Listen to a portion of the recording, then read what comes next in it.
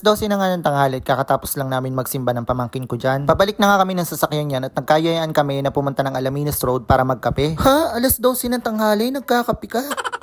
Abay, syempre, yung ice coffee yung orderin. Magmamasosyal muna tayo for today's video. Sobrang init din naman kasi ng panahon ng mga oras na yan at hindi pa rin talaga ako nakakarating dun sa Alaminos Road na yun na sinasabi nila. At eto din yung araw na may nangyari sa sasakyan at Diyos ko, ayoko na lang ikwento kasi nakakatroma. Ganun pala yung feeling kapag hindi mo na alam yung gagawin mo. Ayun nga pala, hindi ko nga pala ikikwento.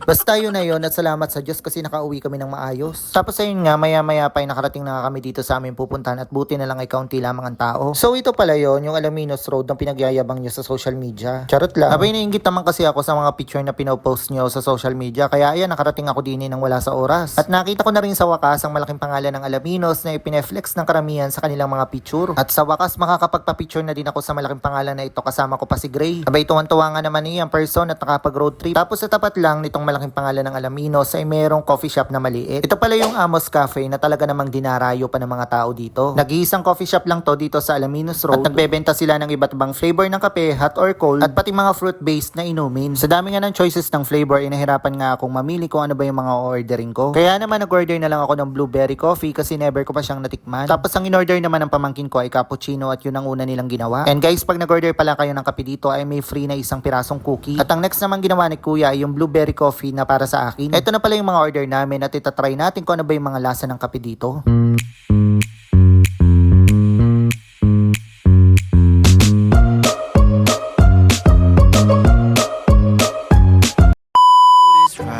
Let's do this right. Let's go to this time feel like Friday nights. This time make you feel alive. I feel like we in paradise. Paradise.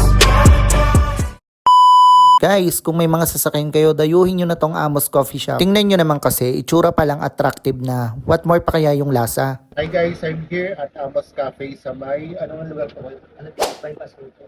Alaminos Bypass Road. Punta na kayo dito sa Amos Cafe. Masyal po kayo dito sa Amos Coffee dito po sa may Bypass Road sa Alaminos Road. Hanggang anong oras kayo? 5 AM to 12 midnight po ang operation. 5 AM hanggang 12 midnight. Araw-araw bukas kayo. Ayun, sige. Okay po siya. Pasyal na kayo dito, mura yung mga kape nila. Then after nga namin magkape, umalis na nga kami at eto nga yung view sa tabing kalsada. So this way is going to San Pablo at talaga namang napaka-relaxing ng place. Eto lang yung gala namin for today's video and guys, pasyalan nyo, Amos Coffee, sarap ng kape nila. Yun lang.